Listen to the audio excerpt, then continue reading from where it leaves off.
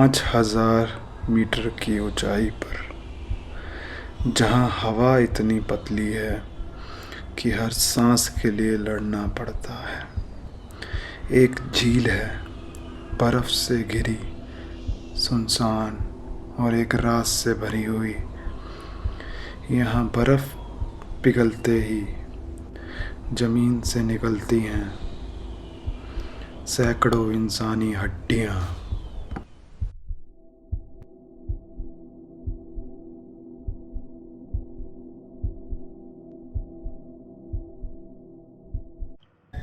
नमस्कार दोस्तों, इस जगह का नाम है रूपकुंड, लेकिन दुनिया इसे एक और नाम से भी जानती है, स्केलेटन लेक। यहाँ सैकड़ों कंकाल मिले,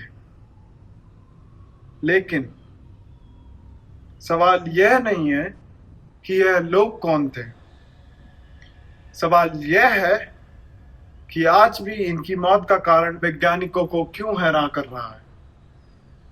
चलिए, आज हम इस रात से पर्दा उठाएंगे, एक एक परत खोलते हुए।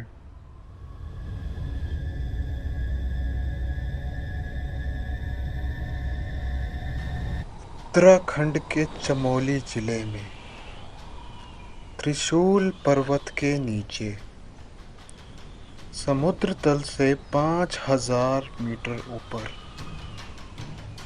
यहाँ पहुंचना आसान नहीं। कोई सड़क नहीं,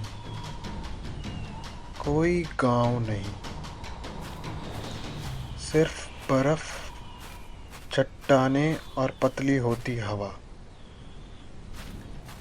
तो सवाल उठता है, इतनी दुर्गम जगह पर सैकड़ों लोग आखिर पहुंचे कैसे?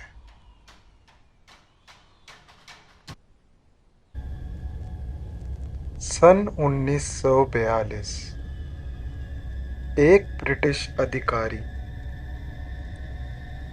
H.K. माधवल इसी झील के आसपास घूम रहे थे। उन्होंने जो देखा, उन्हें यकीन नहीं हुआ। बर्फ में बिखरी सैकड़ों इंसानी खोपड़ियां और हड्डियां। उस समय दूसरा विश्व युद्ध चल रहा था, इसलिए अंग्रेजों को शक हुआ, कहीं ये छुपे हुए जापानी सैनिकों की हड्डियां तो नहीं। लेकिन जांच में जो पता चला, उसने कहानी को और उलझा दिया।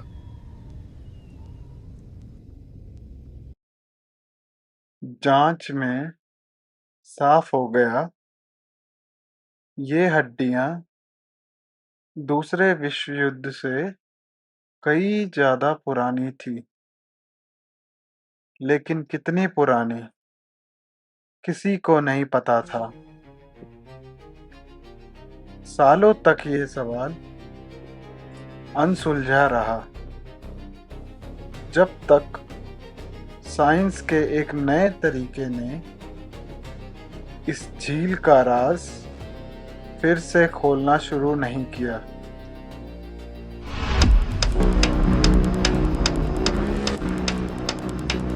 अब तक जो हमने जाना, वह सिर्फ शुरुआत है। असली सच्चाई अभी बाकी है कि इन मौतों के पीछे एक कारण था या कई अलग कहानियां। आइए गहराई में जानते हैं।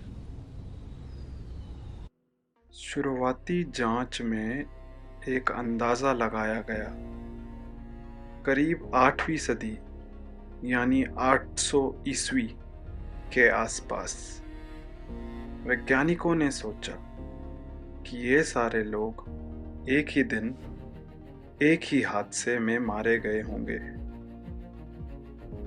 एक सीधी सादी कहानी, लेकिन असली सच्चाई इतनी सीधी नहीं थी। स्थानीय लोक कथा एक अलग ही कहानी सुनाती है।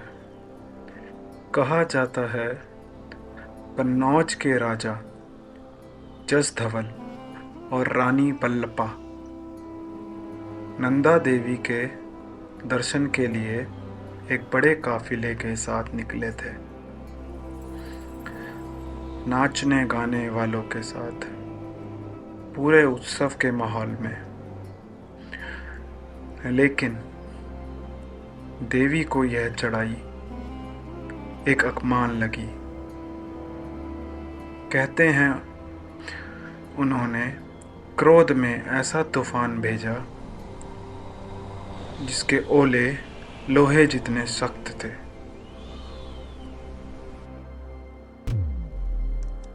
दशकों बाद जब वैज्ञानिकों ने खोपड़ियों की बारीकी से जांच की तो एक हैरान करने वाला पैटर्न मिला। गोल आकार की चोटें सिर और कंधे पर। यह चोटें किसी हथियार से नहीं बल्कि किसी गोल भारी चीज के सीधे ऊपर से गिरने से बनी थी।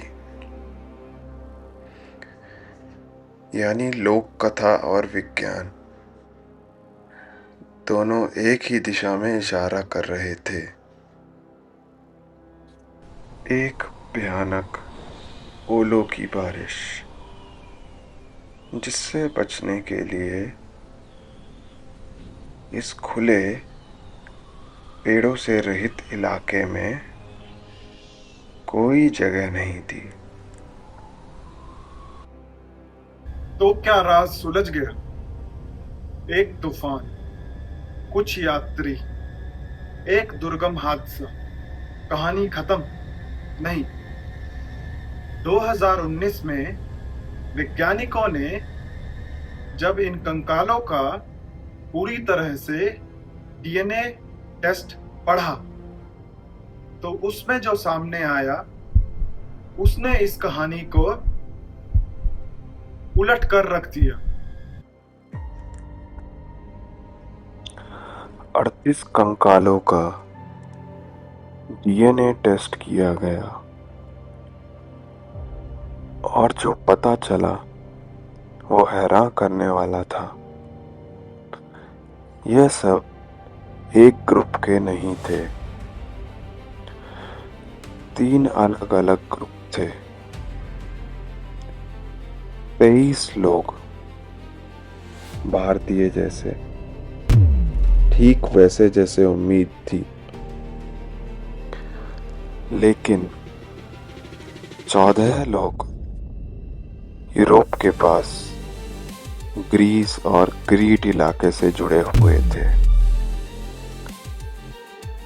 और एक इंसान साउथ ईस्ट एशिया यानी थाईलैंड, इंडोनेशिया जैसे इलाकों से।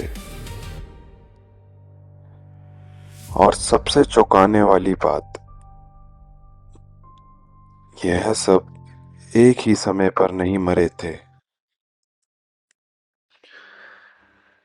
भारतीय ग्रुप की मौत करीब 800 ईस्वी में हुई और वो भी एक नहीं, शायद कई अलग अलग मौकों पर।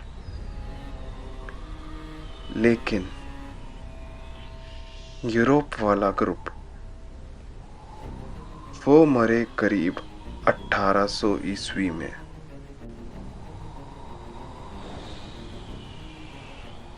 यानी इन दोनों ग्रुप के बीच लगभग 1000 साल का फासला था। 2 अलग सदियां, एक ही झील। सवाल अब और गहरा हो गया। आखिर ग्रीस और क्रीट के लोग इस दूर हिमालयी झील पर पहुंचे कैसे और क्यों क्यों क्यों? चमड़े की चप्पलें,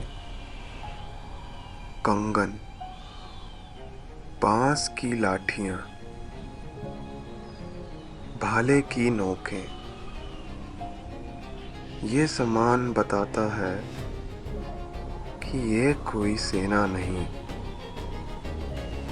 बल्कि घूमने यात्रा करने वाले लोगों का ग्रुप था।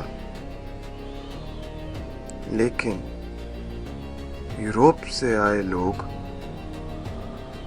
हिमालय की इतनी ऊंचाई पर क्यों आए? खुद ये रिसर्च करने वाले वैज्ञानिक भी मानते हैं इस सवाल का जवाब अब तक नहीं मिला। कभी कभी साइंस एक राज को सुलझाकर एक नया राज खड़ा कर देता है। इंटरनेट पर कई कहानियां फैली हैं कि ये किसी हमले करने वाली सैनिकों की हड्डियां हैं,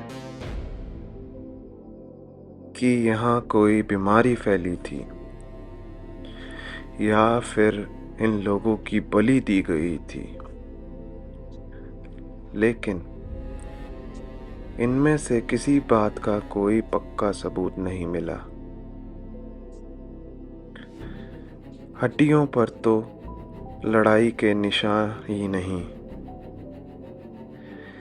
ना किसी बीमारी के निशान। जो सबूत मिले वो एक अलग और कहीं ज़्यादा इंसानी कहानी की तरफ इशारा करते हैं। तो अब आप समझ गए होंगे कि इंटरनेट पर फैली कहानियां ज्यादातर कल्पना है। असली कहानी इससे कई ज्यादा दिलचस्प है और अभी तक अधूरी है। आइए देखते हैं आज रूपकुंड कैसा दिखता है। आज रूपकुंड ट्रैकर्स के लिए एक मशहूर जगह बन चुकी है, लेकिन प्रशासन ने अब हड्डियों को छूना और उठाने पर सख्त पाबंदी लगा दी है, ताकि इस जगह का इतिहास आने वाली पीढ़ियों के लिए सुरक्षित रह सके। बर्फ हर साल पिघलती है और हर साल कुछ नया सामने लाती है। रूपकुंड हमें सिखाता है कि साइंस हर सवाल का जवाब नहीं दे सकता, कम से कम अभी तक नहीं। हम जानते हैं ओलों की बारिश ने कई लोगों की जान ली, लेकिन हम नहीं जानते कि यूरोप से आए यात्री कौन थे और वह क्यों आए थे। शायद इस सवाल का जवाब बर्फ के नीचे ही दफन है। क्या आप जानते हैं इस झील का रहस्य? कमेंट में जरूर बताएं और चैनल को सब्सक्राइब करना ना भूलें।